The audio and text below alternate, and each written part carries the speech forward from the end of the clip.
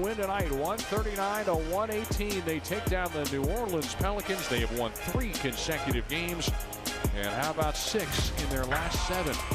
Live from the Annex Wealth Management Studios, here's Justin Garcia.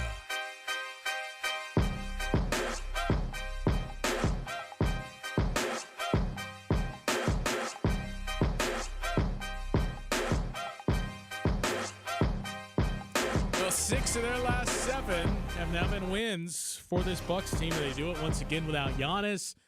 They do it for a second consecutive game with 7 double-digit scores and 3 players scoring 25 or more. Ryan Rollins, one of those 3 with a new career high, 7 made 3-pointers in the victories. The Bucks slowly but surely are starting to climb that ladder in the Eastern Conference standings. Now, I don't know if we can quite say firmly in front of the Chicago Bulls. How many games do you need, Matt? What's the difference before you? Yeah, they're firmly in front of this team. I'd say 4. 4 or 5 games, right? Yeah. You're 2 in front of 1 in the standing, but you're 2 in the loss column, which we've said many times is the most important thing. But you are, for the longest time we said this Bucks team, the story of the Bucks team and what it felt like for a while was going to go on the tombstone of the Bucks was your 2025-2026 Milwaukee Bucks, a couple of games away from being a couple of games away. They are now just a couple of games away, as they're right on the heels of the Hornets, right on the heels of the Hawks. They got 2 games left with Atlanta. They are done with Charlotte, but they do own the head-to-head in that series. All they got to do is split with Atlanta, and they own the head-to-head in that series. And you're not too far off of Miami either, with the Heat coming into Milwaukee on this 4-game homestand. 855-616-1620 is the Siding Unlimited Talk and Text line to join us tonight on Bucks Talk. And it really feels like the opinion of Bucks fans has been like a roller coaster this season of, as draft looks really good, maybe it's not a bad thing to be a lottery team. Maybe it's not such a bad thing to be bad this season. You do get a pick. We've talked at length about what it looks like in 27, 28, 29, and beyond with your first-round picks and lack of control. You are going to get a pick in this draft. Maybe let's just embrace being bad and get one of those blue-chip talents. We can convince Giannis, hey, here's a young guy. We've got something now, we think, in Ousmane Dieng. Sounds like Cam Thomas would be pretty open to returning to this team in the offseason. Like, we can start to put together some pieces.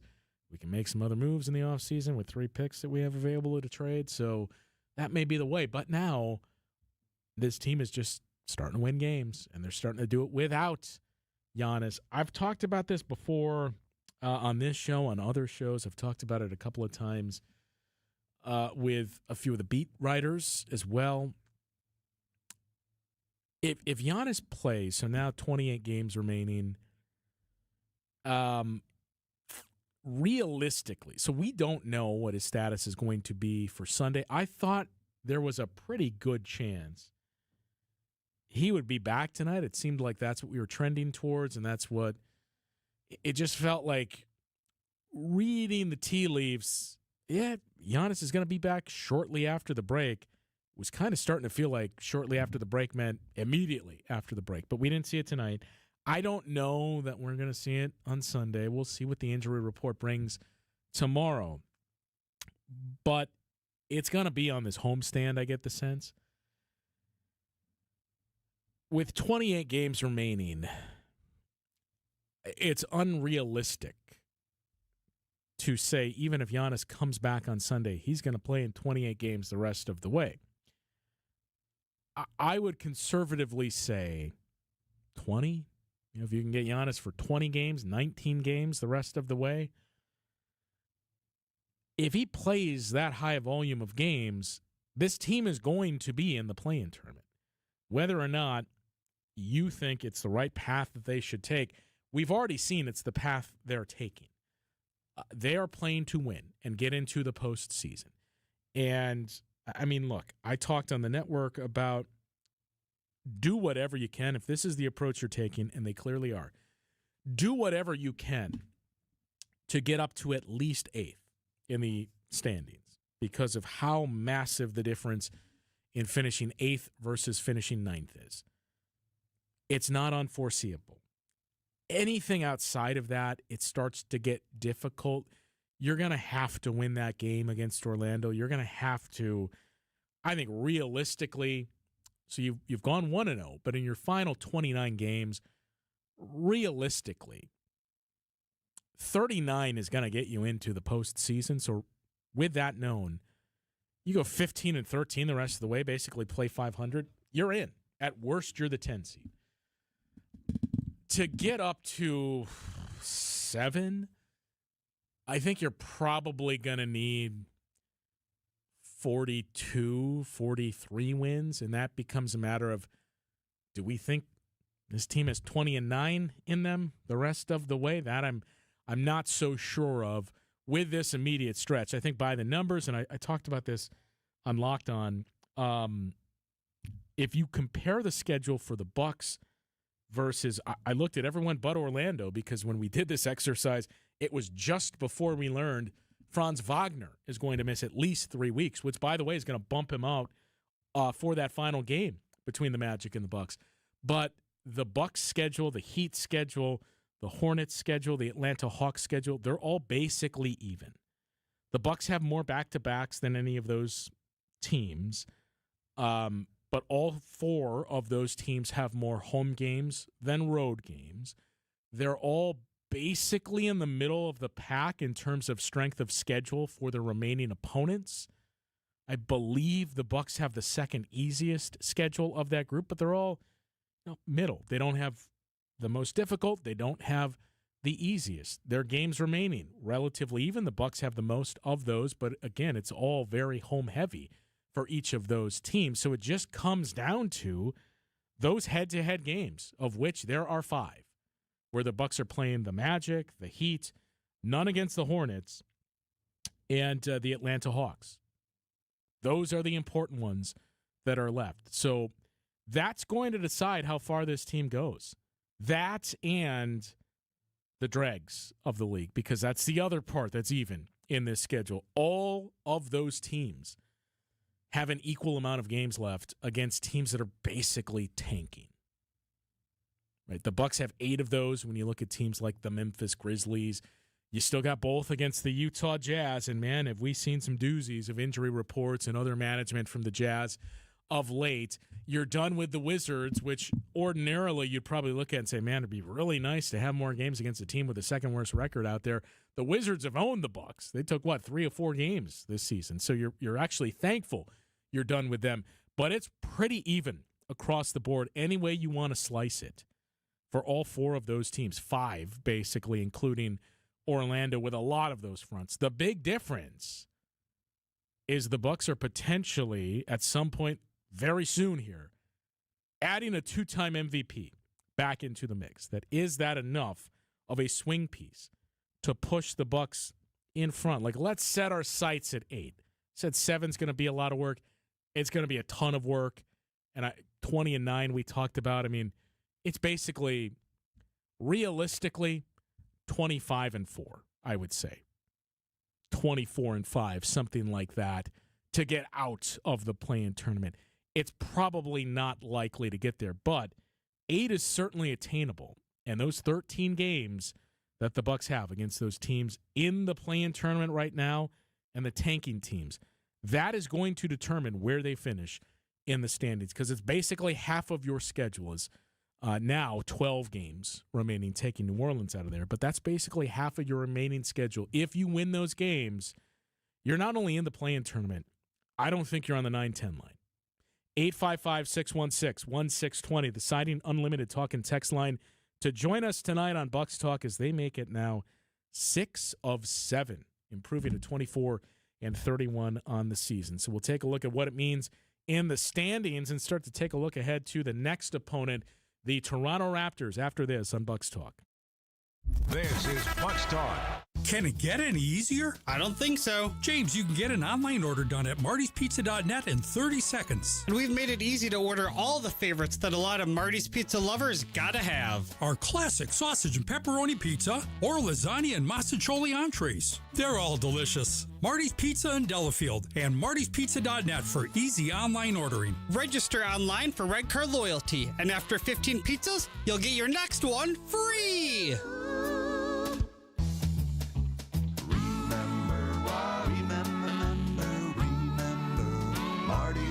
Do you remember when times were good? Well, they're good again. It's as good today as it was in the past.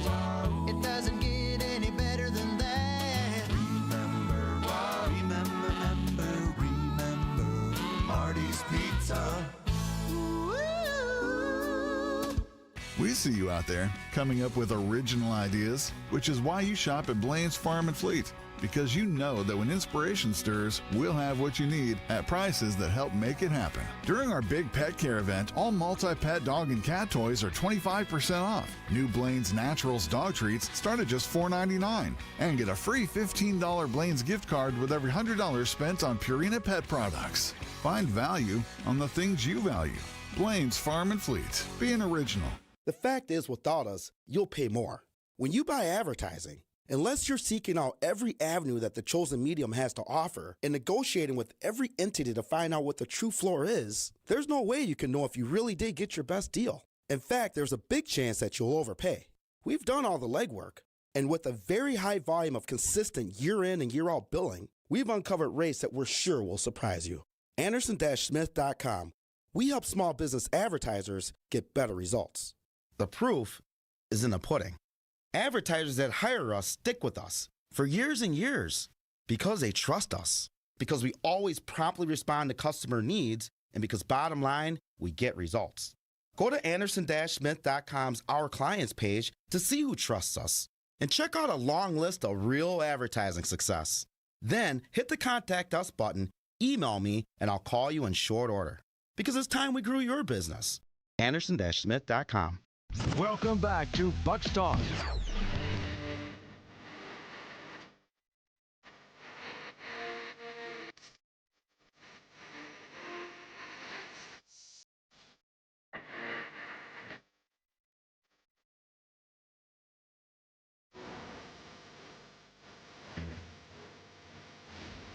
.1 road win tonight for the Bucks to start the post All-Star break schedule. 139 to 118. They take down the Pelicans. And look, they're not sitting pretty by any means, but they're starting to find some momentum here. And we heard from Bobby Portis as he was made available yesterday in New Orleans that there's a pretty good vibe around this team right now. It helps when you win. Like, nobody ever talks about, man, the vibes are pretty bad when you're peeling off wins. But he's not the only player we've heard say it. I've heard from a few others as well. Kevin Porter Jr. talking about it too. It feels like something's changed here. We're starting to get guys back. We're starting to kind of clean up the little things. And here's another one of the little things and the important parts that the Bucks have just, frankly, really struggled with all season long. It wasn't a wide margin, but the Bucks were positive tonight in the true shot attempts category. So they've started to make a difference there. But it does feel like, hey, things are going pretty well for this team. We like where we're headed. We're getting some key pieces back. You've seen the importance of Kevin Porter Jr., and now we just hope to add Giannis to the mix relatively soon here. I mentioned this on the network portion, but you're basically home for, 3 weeks. You're going to get home very, very early tonight, probably sometime around 1 a.m., And then you have a 4-game homestand. You go on the road 1 week from Sunday in Chicago, but that is just a bus ride from Milwaukee and a bus ride back. Then you start a 5-game homestand. So from the moment you land in Milwaukee tonight, tomorrow morning, basically, you will not leave again until March 11th when you go on the road for 2 games and then come back home for 2 more. So it was a big split of road versus home that they played leading up to the All-Star break. It's the opposite now after the All-Star break. So with 6 out of 7 wins and this schedule looming, we looked ahead at, what are the most intriguing, most important games that are left on the schedule for this Bucks team. And, for me, we can talk about all those games that I mentioned you got left against the likes of the Atlanta Hawks. And the Miami Heat is one of those games on the schedule. Teams that are right there in the thick of it in the play-in tournament that you're trying to catch. This next one on Sunday is, in my mind, one of the 3 or 4 most important games of the second half schedule. It has nothing to do with catching the Toronto Raptors, because I frankly don't think you will. Right now, you're 7 games back of Toronto in the loss column. You're 8 games back of them in the standings. So, look, you win this game on Sunday, you win the season series, but you still got a lot of work to do to catch them. And not to mention, you're going to need to leapfrog 5 other teams before you get up to Toronto, who is currently 5th. The reason why I would stack this one up there and say, hey, this is in the top 4 most important games is you've won 6 out of 7, and no one's taken that away from you. Yes, you can point to, hey, 2 of those were against the Orlando Magic and the Oklahoma City Thunder. Now, we talked about this after the Thunder game. There are going to be people, and we've already heard and seen it, that are quick to point out, Oklahoma City didn't have Shea. They didn't have Jalen Williams. They didn't have Isaiah Hartenstein. Like, this player was out, this player was out. Doesn't really count. And I'm just not buying it. Those guys were out, but Giannis was out. Miles Turner was out. Ryan Rollins was out. And not to mention, we have seen this largely same Bucks team in just, 2 weeks prior, lose to the Minnesota Timberwolves with no Anthony Edwards, with no Rudy Gobert, to the Denver Nuggets twice without their top 5 guys, or in one of those games, 5 of their top 7 guys. The other one, Aaron Gordon played but left in the first half and didn't return. The margin of defeat, too, that was the lowest of the low points this season for the Bucks, when they were losing to those undermanned teams who are frankly better than you in the standings. Sure, I will grant you that, but without several key pieces. And in many cases, not only were the Bucks losing those games, they were getting run off the floor in those games. To fast forward from that, and that's what I was talking about with Kevin Porter Jr. specifically, talking about, I don't know exactly what it is. It just feels like things have started to align for us, and it feels different. And it's unlike anything we've seen here in quite some time for some of these guys. That's why, look, I'm not going to say it was the toughest schedule the Bucks played. I'm also not discounting beating the Thunder in any setting just because they had those players out. But the point of all of it is, what led into this 6 of 7 streak? Well, a 5-game losing streak, and those losses dominated by the Thunder. One of those Nuggets games that we referenced, that was the game in Milwaukee where Giannis left late. Aaron Gordon left that game late in the first half. The 76ers blew past you in a game you didn't have Giannis. The Washington Wizards did the same once again. The Celtics with basically a 30-point win against the Bucks. Rewinding it even further, you had the win against Atlanta on Martin Luther King Jr. Day, but that snapped a 3-game losing streak where you had another one of those losses to Denver. That other game that we referenced where not only did you lose to Minnesota without those players, you were blown out on your home floor, down 33 points, or lost by 33 points in that setting. And then in San Antonio to the Spurs, another blowout loss. That's how low it was. So to go from that, 18-29 following that 5-game losing streak, to now here you are at 24-30, you're not going to take that from me. They're clearly starting to clean some of those things up. We heard from Darvin Ham after the Thunder game. The big thing that they're cleaning up is they're embracing size. Now, we didn't see it in the starting lineup tonight, but rebounding. We have to do a better job on the glass. The importance of what cleaning up the rebounding is going to do for you in terms of your second chance opportunities and limiting your opponent second chance opportunities. That's, full transparency, is what had killed the Bucks basically all season long. They weren't getting offensive rebounds. And it's a league where we have seen more and more teams embrace offensive rebounding. Look at what the Houston Rockets are doing, where that's their MO, and it hasn't been the same without Steven Adams. But more and more teams are just saying, here's what we're going to do. This league favors the offense more than ever. Players are as skilled now as they have ever been. Offensive efficiency rates. Look at where the Bucks rank in their effective field goal percentage, how efficient they've been at scoring the basketball, and yet they're at the middle of the pack in offensive rating or worse. Well, the reason for that is they're not getting enough bites at the apple.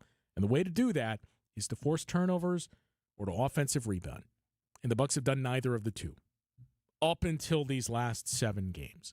Still not really forcing turnovers, but they've started to embrace offensive rebounding. What we have seen is a lot of coaches have traditionally said, and Doc Rivers was really the one that kind of led the charge for this years and years ago, is, look, we're not going to offensive rebound. Our philosophy is we are going to get back on defense. So we'll give you the defensive rebounds. We're going to get back on defense and not allow you transition opportunities.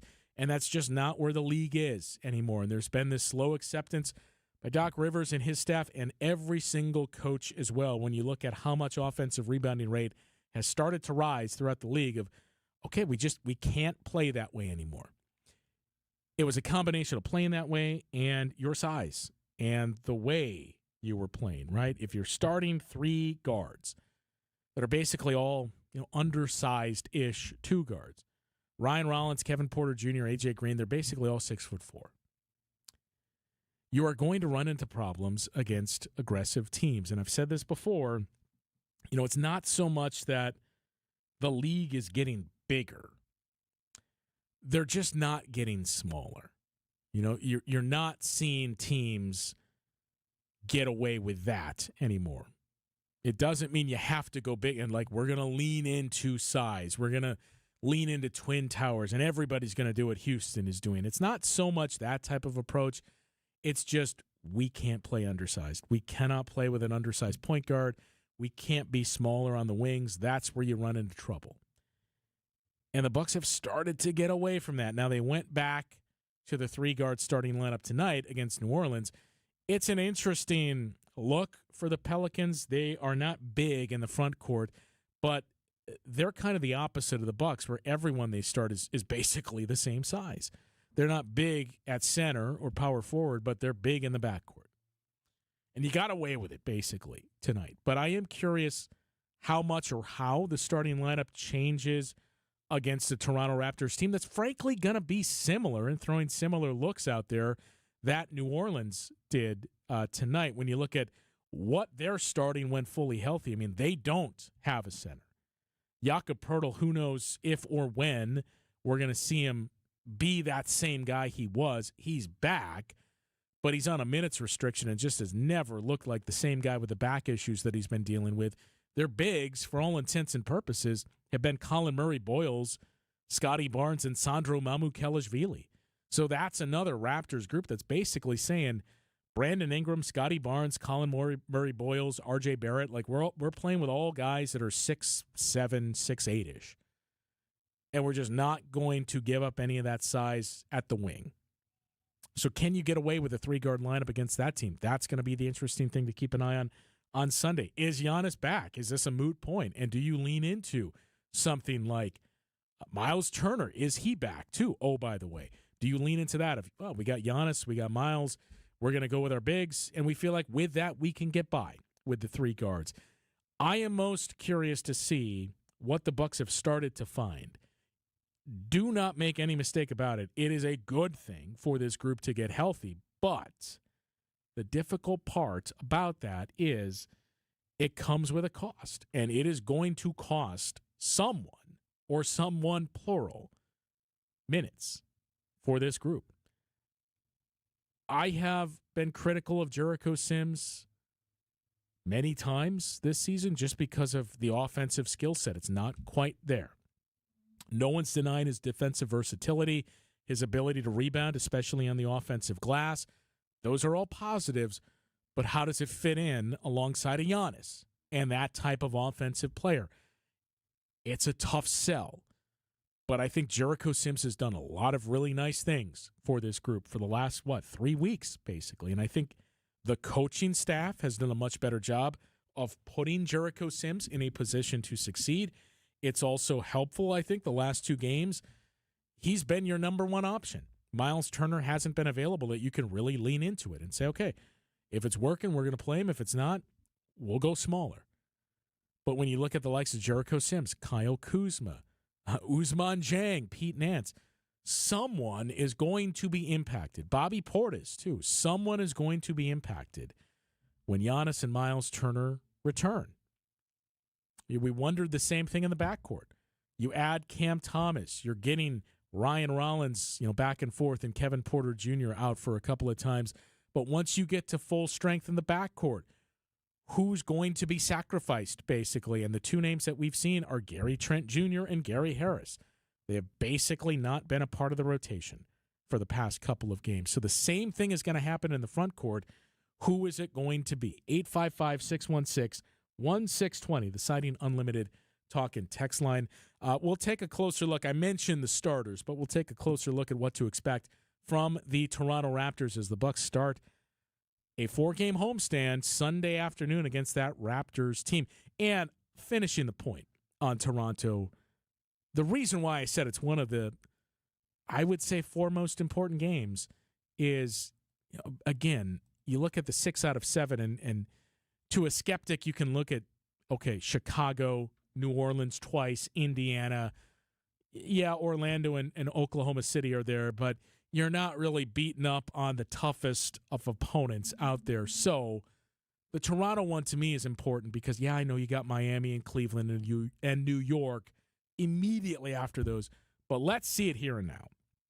Let's see you continue to carry momentum and do it against a team that's in the top 5, right? I think we have higher expectations of a win against Toronto than we would against a team like especially Cleveland and how they're surging. So let's see it now on Sunday. Let's see you carry that momentum against a team that is outside of the play-in tournament and playing very well in the case of the Raptors. 855-616-1620, the Siding Unlimited talk and text line to join us tonight on Bucks Talk. More after this. You're listening to Bucks Talk. Save big on everything for your next project when you shop at Menards. Save time and money with Pittsburgh's Paramount Interior Paint and Primer in one. It provides the most advanced protection with excellent scrubbability and delivers true one-coat coverage. Choose from thousands of color options and refresh your space for spring. View our entire selection of paint products today on Menards.com. Plus, check out the weekly flyer for plenty more great deals happening this week. Save big money at Menards. When I shop St. Vincent de Paul thrift stores, every time I come in, it's like a whole new store. It's because new inventory is arriving daily, all kinds of everything. And let me tell you, thrift store prices make buying easy. And helping others at the same time, that's icing on the cake. St. Vincent de Paul thrift stores on Highway 100 in Layton and Greenfield, 23rd in Lincoln, and 76th and Bradley Road in Milwaukee. You're gonna love it, St. Vincent de Paul.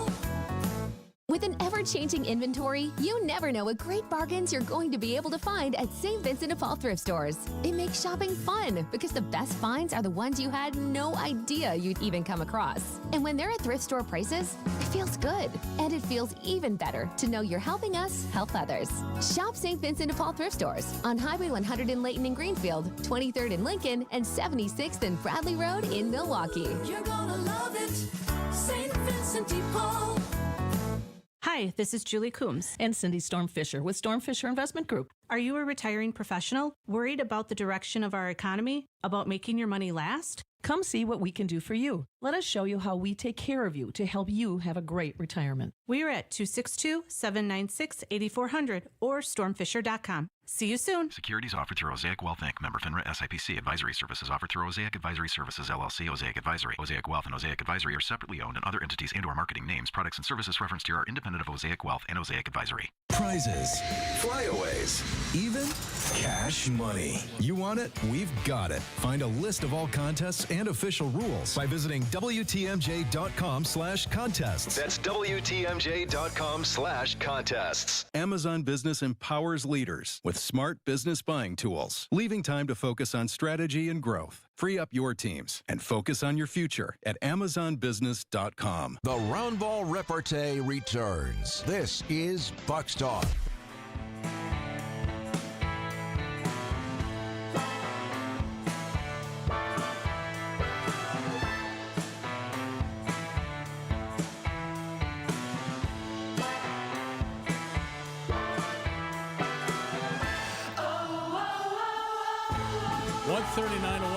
Our final tonight in New Orleans. The Bucks win again without Giannis. Now 6 of their last 7.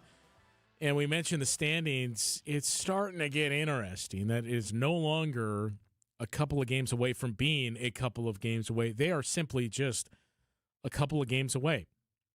And one of the other things we had touched on a lot in the first half of the season on this show was, I think really one of the more discouraging things about the start of the season was you look at the Eastern Conference, and it felt like musical chairs really from 3 through 10, 3 through 8-ish, in the sense that one team every other week, it was like, okay, it's your team to basically do what the Bucks are doing now or better.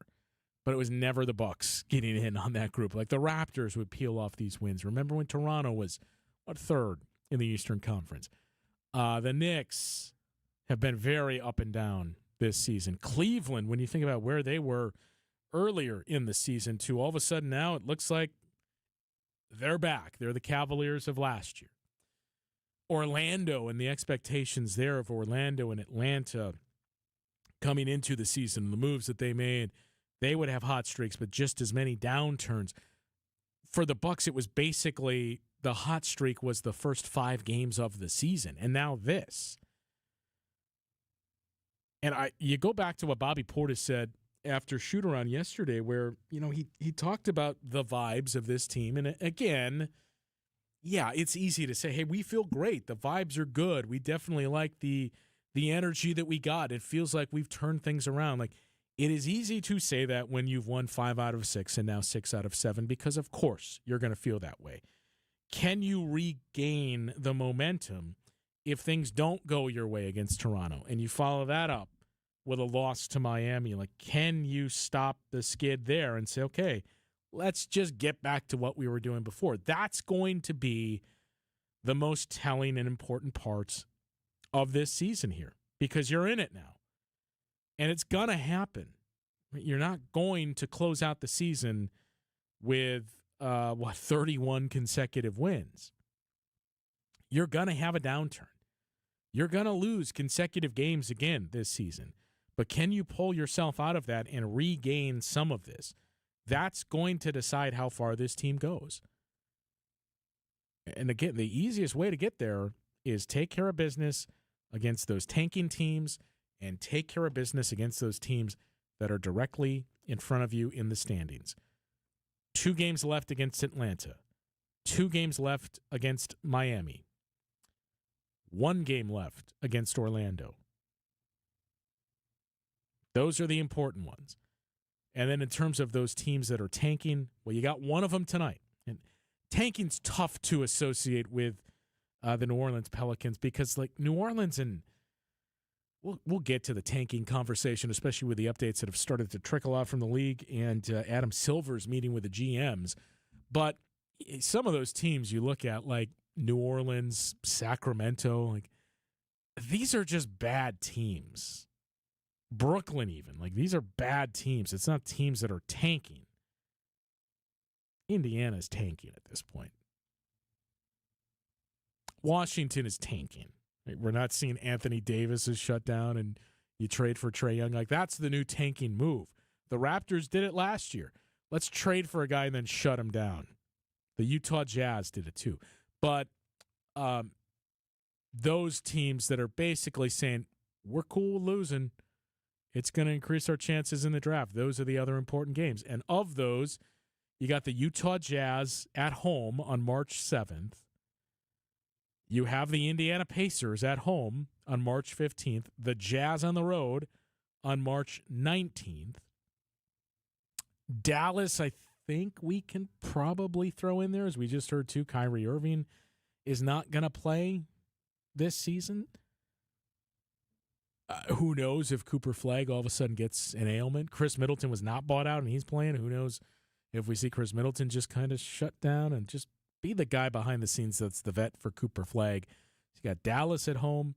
You got Memphis. You got 2 games with Brooklyn.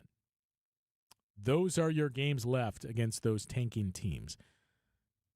Camp Thomas revenge game? Camp Thomas revenge game? Like, is it realistic or is it unrealistic to say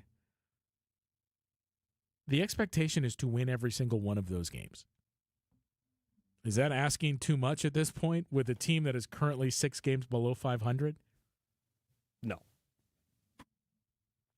So you got one. Everybody loves hearing counting and math on the air here. 1, 2, 3, 4 if we include Dallas. 5, 6, 7 of those games left. 7-0, you think is not unrealistic? No, I don't think so. I don't know if I throw Dallas in there personally. I think Cooper Flagg's, when he comes back, is going to try to win Rookie of the Year. Well, fine. So that hurts. Fine, but who else is out there right. with him? Yeah. Like they're currently 19 and 36. Yeah. No, they're not a good team. But I don't know if they're actively. I guess they are trying to lose. But I suppose I don't even. I mean, here's the thing of how confusing and convoluted the league has gotten. And like here, I know do we still have if Steve ruled the world, does Scafidi still do that? Oh, I don't know. I mean, like he's not hosting his own show anymore. He's co-host.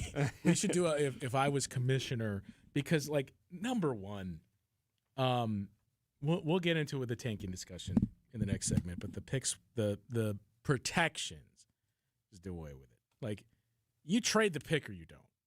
And what's always been idiotic and confusing to me is, like, in the past, you've seen less and less of it now, that it's more just like, if it doesn't convey this year, then it does next year. If it doesn't next year, then it kicks out. Like, look at what the Pacers did of, like, if it doesn't convey this year, then in 2031, it's completely unprotected. But in the past, there was a lot of, here's a 2014 first-round pick that's top 8 protected. If it doesn't convey, then it rolls over to next year, but next year it's top 16 protected. If it doesn't convey, then it just turns into a second-round pick. We're like, well, what am I doing this trade for? You're either giving up the first-rounder or you're not. So let's just get rid of all pick protections and just get totally nuts. Like, I know the push is, well, lottery protected or top 4 protected. If we are going to keep protections, it's top 4, and that's it. But otherwise, like, no, you're trading the first-round pick or you're not.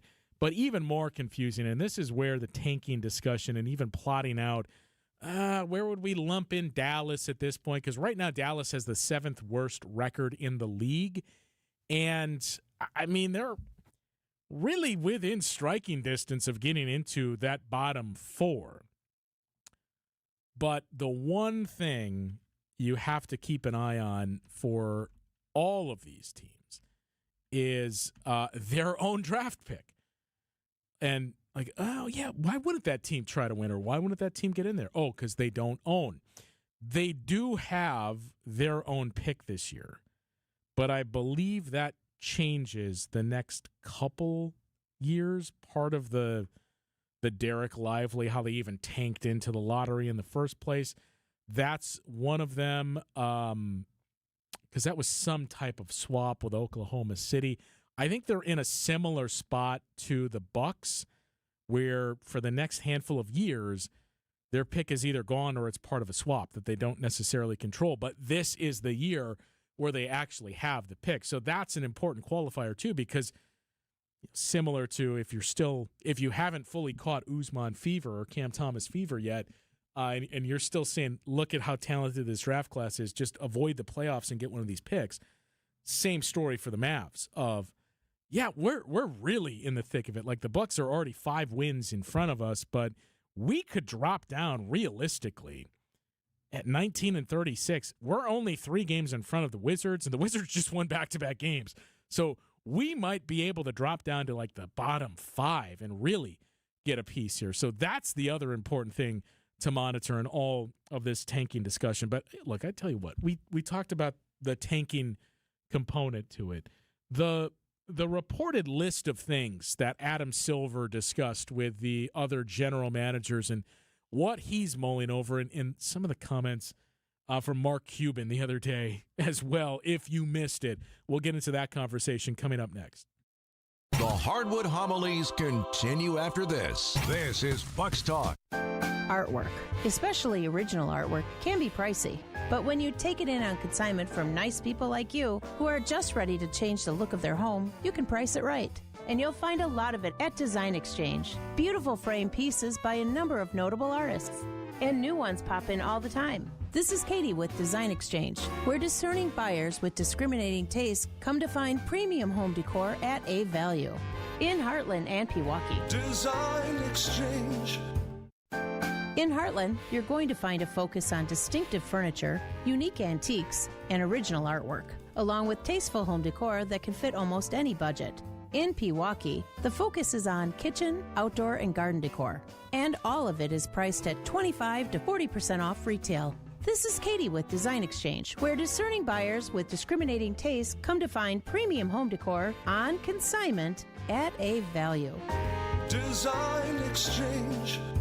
If you're trying to get through your daily activities and you're noticing you can't because you're focusing more on your pain than being able to enjoy the moment, those are the patients that we're looking to treat because we can make a difference. That's Dr. Ashley Caravelli, a medical director for QC Kinetics. What we're doing at QC Kinetics is offering treatments that help with joint preservation. We use cutting-edge technology in our in-house lab to harness your body's natural healing powers and target the areas where you need them the most. These are regenerative, non-surgical treatments, and QC Kinetics is the nation's leader, delivering lasting relief to tens of thousands of patients. What we do know is that the sooner we start treatment, the sooner you'll see relief. So don't wait another minute. See if you're a good candidate for these non-surgical treatments for joint pain. The consultation is completely free. Call QC Kinetics, 414-667-5559. That's 414-667-5559. 414-667-5559.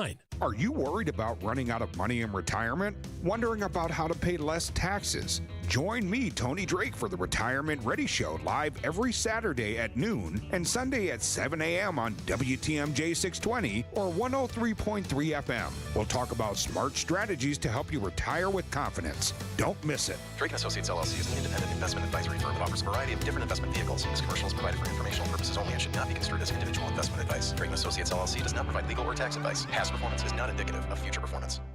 This is Bucks Talk.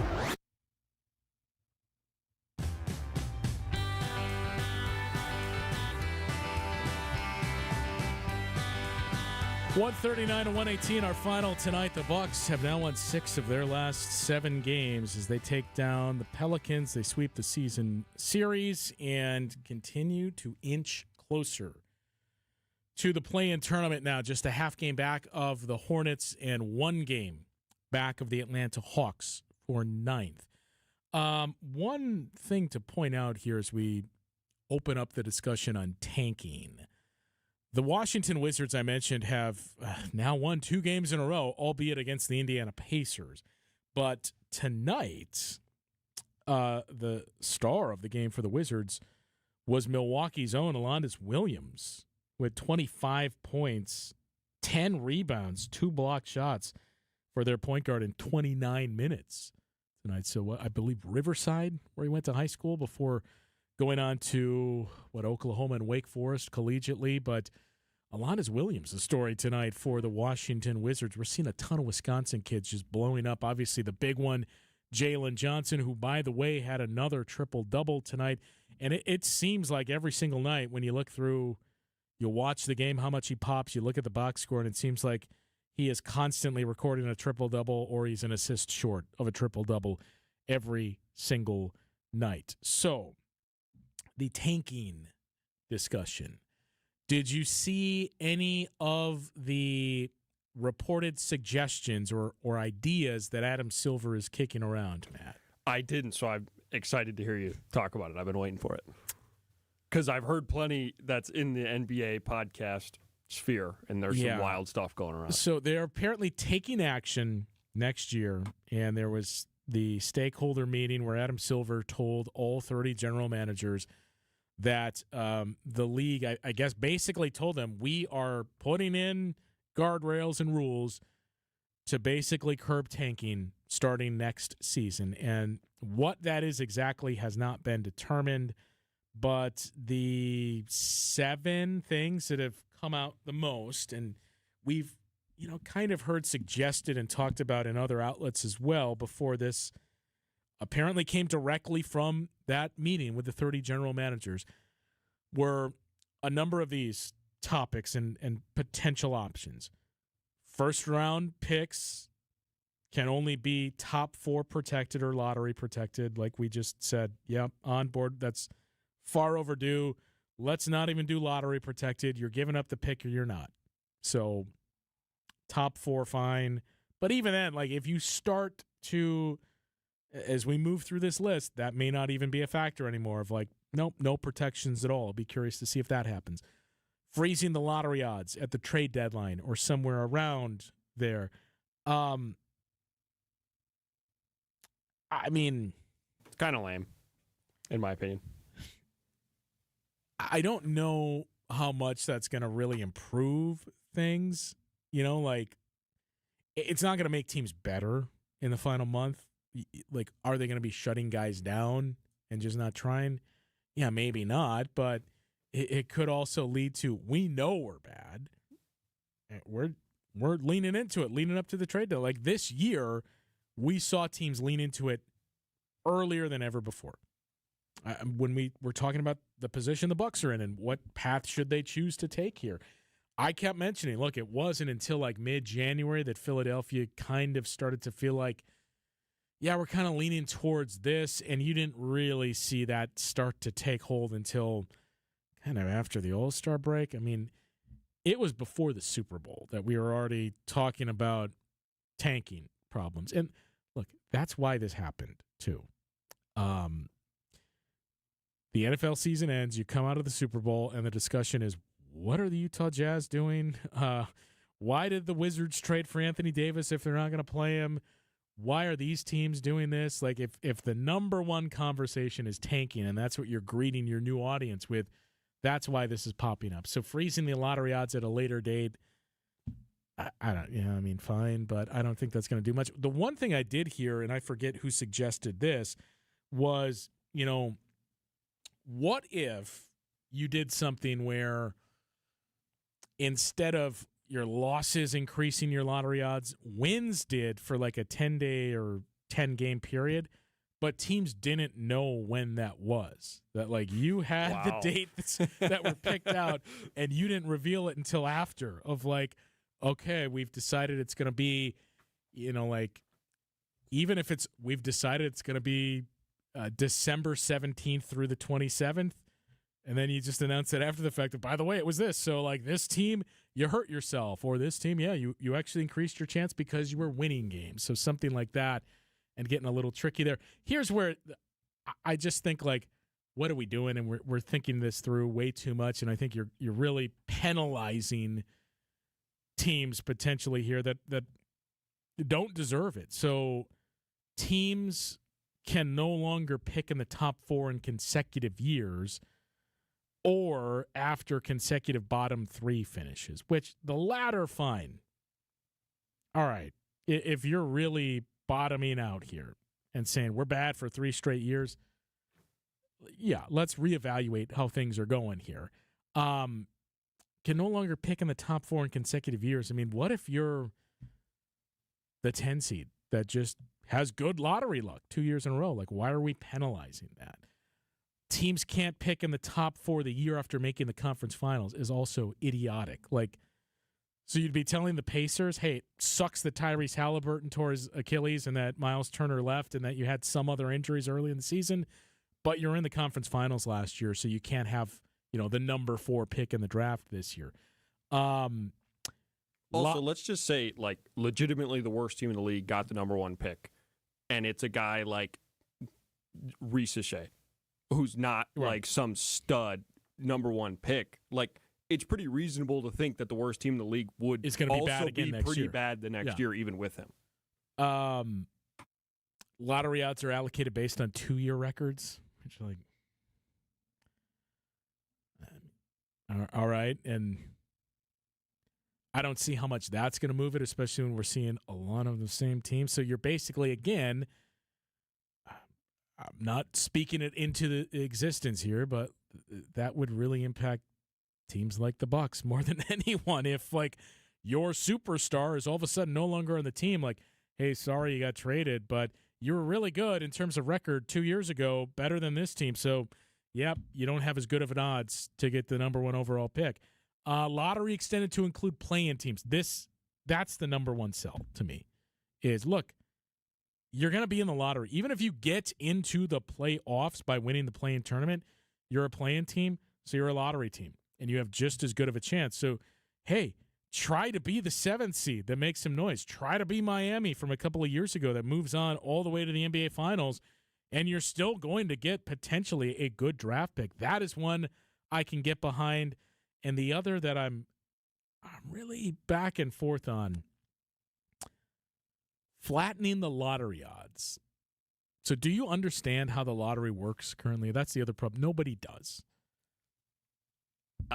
There's a threshold, right, of where the odds really fall off.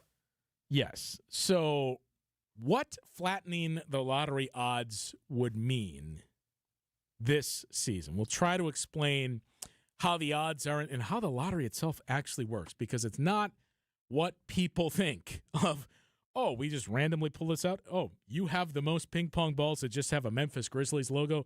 Hey, we got it. That's not actually how it works. So we'll wrap it up with that discussion coming up after this. This is Bucks Talk. Heart disease won't stop us. Diabetes, allergies, cancer. Nothing will keep the Froedtert and the Medical College of Wisconsin Health Network from pushing Wisconsin ahead. We're constantly raising the bar for medical excellence and providing more ways to receive it, so you have it for all your health needs, big and small. Let's push ahead, and we'll make life here as great as it can be. Visit Froedtert.com to find out how. Save on the best quality furniture and mattresses during the President's Day sale at Ken Michaels Furniture. With major discounts from our premier suppliers, you will save big bucks on top brands like Bradenton Young, made in the foothills of the Great Smoky Mountains.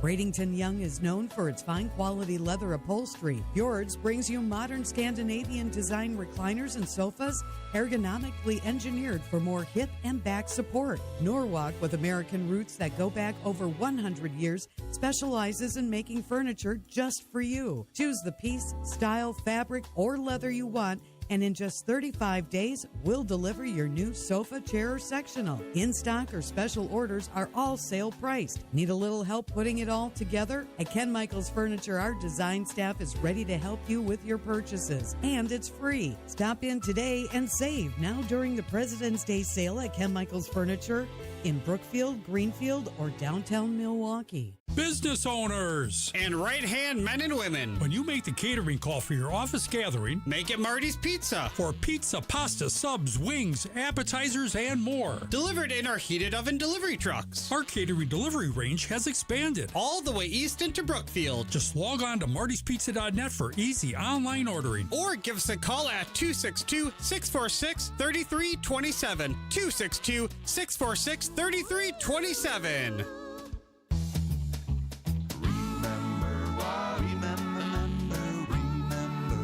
Marty Marty's Pizza.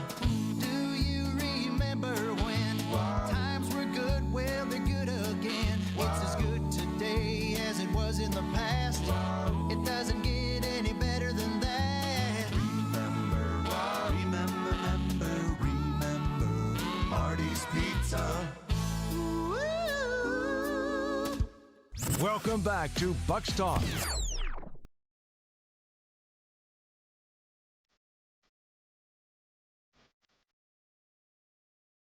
All right, so the lottery odds. I don't remember how many years ago, 3, 4, whenever they did this lottery reform. What they did was basically flattened the top. And this was their thought then of, you know what? Here's how we'll prevent tanking. We're going to say teams 1 through 4 in terms of your bottom records basically have an even chance at getting the number 1 overall pick. I thought at the time, not to toot my own horn, I wasn't alone here, but I thought at the time, how is this preventing tanking? Like if you're telling me I don't have to get all the way to the bottom, I just have to get to the 4th worst, and I've got just as good a shot to get the number 1 pick. Like if anything, isn't this going to incentivize more teams to say, well, let's just linger near the bottom? But the way it currently works, it's not technically top 4. Everybody always points to that. It's close. So the bottom 3 records each have a 14% chance of winning the lottery. The 4th worst team has a 12.5% chance. The 5th worst team has a 10.5% chance. And then it goes down by 1.5 percentage points every step of the way from there. 6th has a 9%, 7th is 7.5%, and so on. You get all the way down to the last 2 teams to just miss out on the playoffs, 1% chance and a 0.5% chance to win the lottery. Now, the Dallas Mavericks won the lottery last year from the exact spot the Bucks are currently in, with the 10th worst record. They picked number 1. 1 through 3, or 1 through 4, basically, and here's where they say it's flat. 1 through 4 basically has a 50% chance to pick in the top 4. 42% to move up to the top 4 if you're number 5. 37% if you're number 6. 32% if you're 7. Drops down to 26% once you get to 8. And right now at 10, where the Bucks are, it's down to 14%. So you go from 20 to 14, going from 9 to 10. If you were to flatten it and just say across the board, every team's got the same shot. Is that going to prevent teams from not trying? I mean, like, some teams are just not going to be good, right? So it's not so much like we mentioned the Kings, who have the worst record in the league. I wouldn't say the Kings have been tanking, not until now when they shut down Zach LaVine and Domantas Sabonis, but the Kings haven't been tanking. They're just bad. I don't think Brooklyn's really been tanking. They're just a bad team.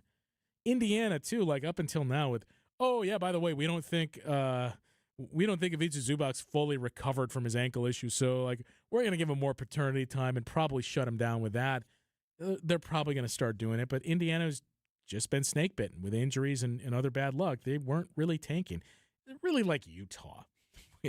And I've heard people defending what the Jazz did. They got a $500,000 fine. And it's also, it's been, are we scapegoats here? Like, come on, there's other teams that are doing this too, and now we're getting a $500,000 fine. Sometimes it's as simple as if you're the one that gets caught, then yes, you're the one that's going to get punished. You cannot tell me what Utah is doing is justifiable. Are other teams doing it? Sure. But don't compare yourself to others. Like, just set the standard yourself. And for them to say, well, we're not sitting out our players because then it's the player participation policy and we would be fined. We're just not going to play him in close games. Like, 4th quarter competitive game, yeah, Lauri Markkanen's done. He's on a minutes restriction. Jaren Jackson Jr., same story there. So I don't know that flattening these odds would do the same and just say, well, everybody that misses the playoffs has an even chance to win the lottery. I don't think that's your fix either. The long and short of it is there is no clean fix because, honestly, the way to prevent tanking is something that we're never going to get in this setup. And that's if you had relegation, right? You don't have this issue in soccer because it penalizes you severely when you drop down a class and into the lower league. That's not a quick fix to recover. It takes years to win your table and get moved back up into the Premier League, and the money that you're losing because of the fans that you're getting, the venues that you're playing at, it all changes and it cripples you. That's the way to do it. To say, okay, you're not an NBA team anymore. We just pushed you down to the G League. So welcome to Oshkosh. Get ready, Oshkosh. Yeah. Welcome to Oshkosh. Welcome to Sioux Falls. You're taking a bus. You're not flying anymore. You're home attendants. You're going to be playing here. So all of a sudden, well, you'd keep your same arena, but you're going on the road and you're splitting the gate where you're getting 4,000 fans. Like, yeah, that'd be tough to recover from. You don't have the TV contract. Figure out something local because you're not part of the NBA deal anymore. Yeah, like that's the way to do it. There's no other quick fix to get this done and no simple fix to say this is how we're going to prevent teams from taking these types of steps. So that's really the challenge that Adam Silver and everyone else is facing. They're going to do something, right? Because we've seen Adam Silver, whenever there's been kind of rumblings of something, we saw a play-in tournament. We heard they're looking at something to really incentivize those bottom teams and teams that are just on the outside. And that was another thing that we were told was to prevent tanking of, well, if we give teams that are just outside the playoffs a chance to get into the playoffs, then in theory, wouldn't more teams say, hey, can we just hover around 10? Can we linger there? And then we can fight our way into the playoffs. It's been a success. The tournament itself has, but it hasn't driven the results of no more tanking. That's solved. The in-season tournament, the NBA Cup, we heard about that for years, too, of like, I really like what international soccer is doing and how they have these things that really spruces up. You get teams playing each other within your season, but it's a special event. Oh, by the way, it would help to get some more interest at the time when the NFL and college football is dominating things. Like, that is the reason why they did this. And we saw it, and those have both been successes. We've started to hear more about expansion, and at first it was kind of put on the back burner, and now it seems like we're getting 2 new teams that are going to be here in the next couple of years. So whenever you start to hear something like this, it happens with Adam Silver. So we're going to see something happen that is done to, quote-unquote, prevent tanking from taking place. I just don't know, unless there's something outside of that group of 7 suggestions that we went through. I don't know that there's one that is really going to accomplish what you're looking for. And again, we were told we addressed this whenever it was, 3-4 years ago, when this was put in place, to say, okay, we're going to flatten it out at the top where everybody has the same chance. And we think that's going to say, well, if you don't have the best chance with the worst record anymore, it's going to prevent teams from just being bad.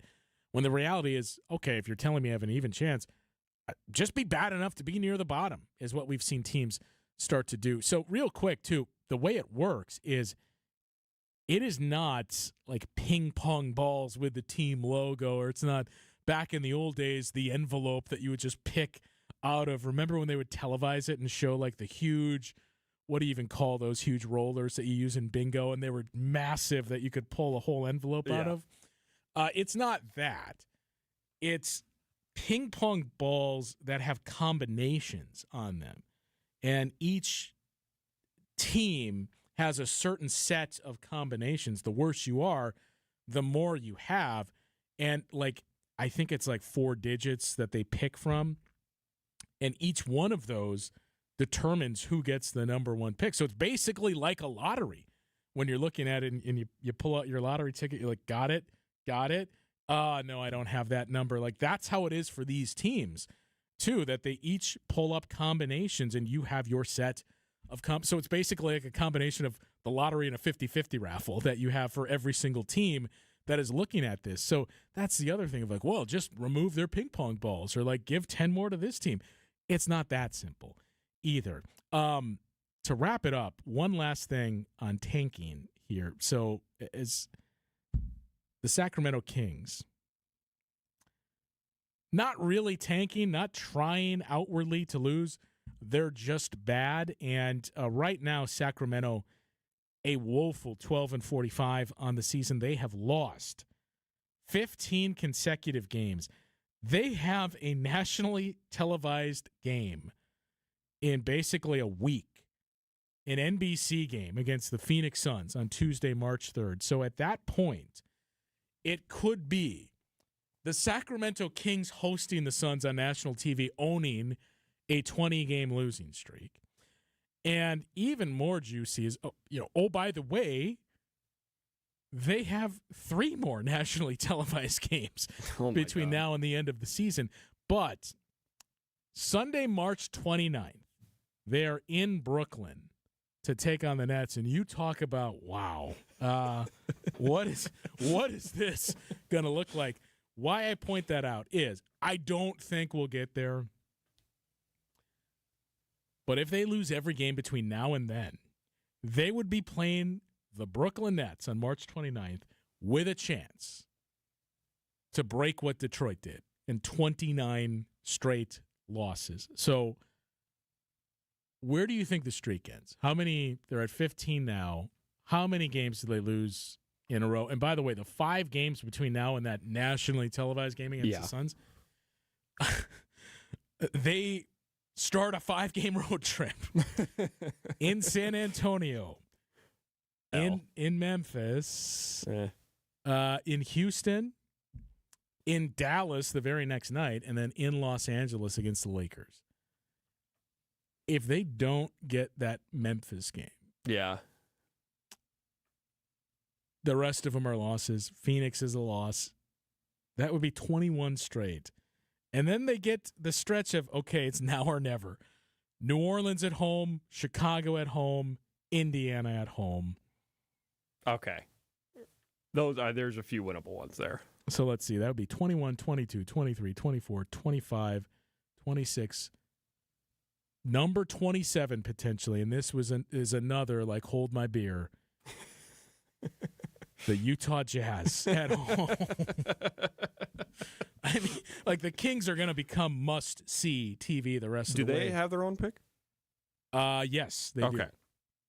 So, yeah, I mean, so they couldn't even trade their own players, man. And I mean, that, DeMar, Zach LaVine. And that's the other thing here is you have some of these teams that are just legitimately bad.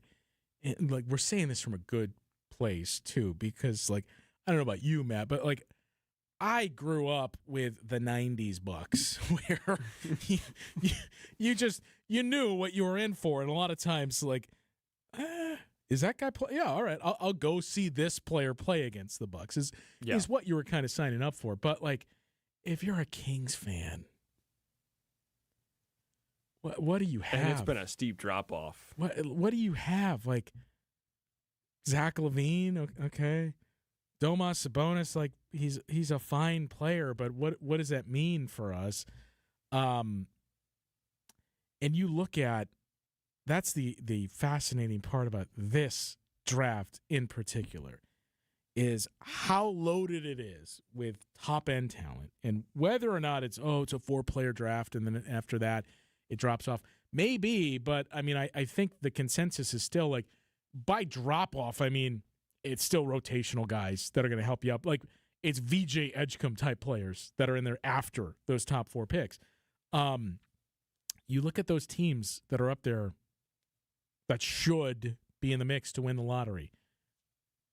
If Sacramento doesn't win the lottery, like, if Sacramento drops out of the top 5, what do you have to sell there if you're that team in terms of hope and optimism to your fan base? New Orleans right now is the 3rd best odds. They don't have that pick. So, like, New Orleans could be giving the number 1 pick to the Atlanta Hawks. And by the way, it's not just this year. They included a swap next year, too. The Wizards at least have, like, well, we traded for Trae Young and Anthony Davis, so if we don't win the lottery, we have that to sell. But, like, if you're Brooklyn and you don't win the lottery, and that's another team with some of these rules of can't finish in the bottom 4 in consecutive years, like, Brooklyn's another team that's hovering around there, and you don't win the lottery. what do you have to sell? Like, that's the tough Hey, they have cap part. space for Giannis, though. Well, that's the tough part for the league is, okay, let's look at this realistically. Indiana, they don't need to sell the number one pick or a top pick potentially. They're selling Tyrese Halliburton's coming back. We just traded for Ivica Zubac. We kind of softly tanked and took our time with some guys, but this group outside of Miles now they're Turner, hard tanking. yeah, this group outside of Miles Turner, they're still here. So we feel pretty strongly we're going to be good again next season. I mean, Atlanta could potentially get the number one pick. And while it's been a disappointing season, hey, look at what Jalen Johnson is doing. Nickeil Alexander-Walker has really ascended. We get a top pick, too. Like, we're going to be really good, even if the Wizards don't get it, as we just said. Hey, I know this hasn't worked for other teams, but I think Anthony Davis and Trae Young is really going to work for us. Dallas, if they don't get their Cooper flag. Utah's really the, like, okay. They have the most to lose. Well, that's why it's so obvious. That and like if you're Utah too in this discussion when we're talking about bad teams and tanking teams, you look at their coach, you look at Lauri Markkanen, you look at Jaren Jackson Jr., you look at Keyshawn George, and all these other pieces that they've assembled.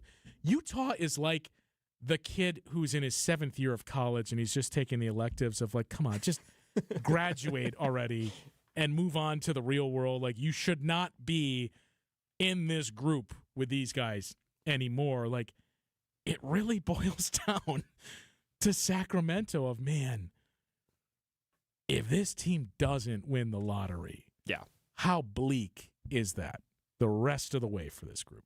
Yeah. I mean, their assets just won't get them anything in return either to even try to go younger, clearly, because they're still on the team.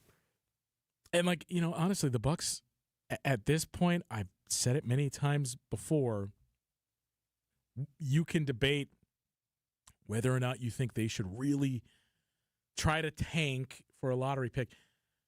I mean, look, I'll just say this.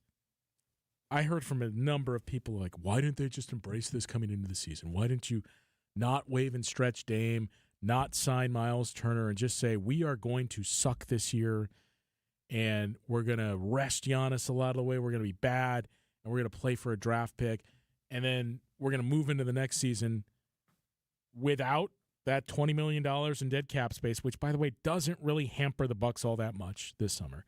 Without that, without Miles money, with fewer miles on Giannis, and all those other levers that you can pull, like moving in that direction, and potentially a really good pick, potentially the number 2 pick. Well, I mean, there's a number of reasons why. Number one, we have heard repeatedly from Giannis, he wants to win. And even if this is a, look, trust me, it's going to be 1 year only, how do you know that?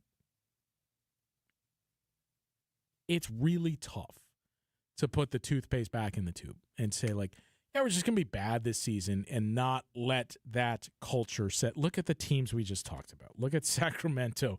Look at Brooklyn and Washington and all those other teams. Personnel is a big part of it. Your front office and your coach are a big part of it too. Like, do you have a superstar player is a big piece. But the culture that you start to build is another thing that you cannot overlook. And Giannis just doesn't want to do that. And we have repeatedly heard from him, I would like to be here, yes, but I would also like to win. And I think winning trumps the location for Giannis.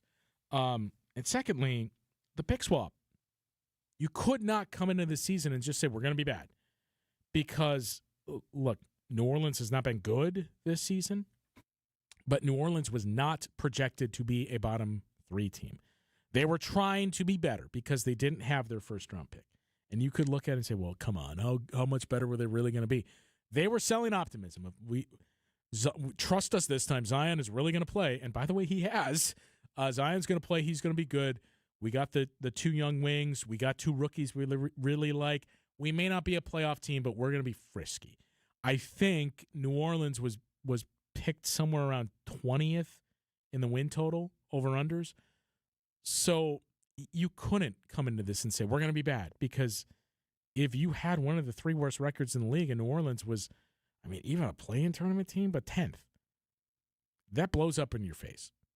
in terms of what you're giving to Atlanta and what you're getting back. So that was the other reason why they couldn't do it. But look, the fact of the matter is they are not playing for a draft pick. They are trying to win with the move to bring in Cam Thomas, with playing Ousmane Dieng and what he's developed into, and now with repeatedly putting out there, Giannis is going to play. Like Giannis himself has said it, and no one from the organization has shot it down.